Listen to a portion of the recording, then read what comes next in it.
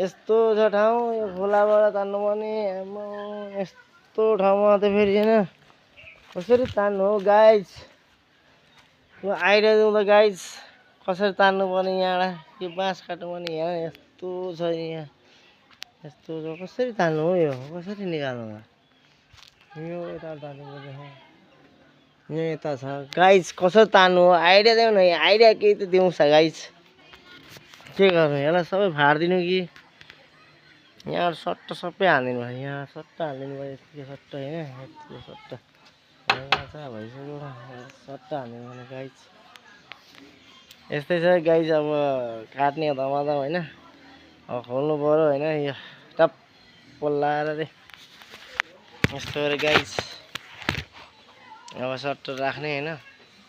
सट्ट यस्तो गरेर गाइज यस्तरी गर्ने गाइज होइन सट्ट तन्तुवाले भएर बाँस काट्ने हो बाँस काट्न त फेरि एकदम झ्याउ हुन्छ कि लास्टै यहाँ मेरो भाइले भनेको छ र केशवले यहाँ काट्नु त अङ्कल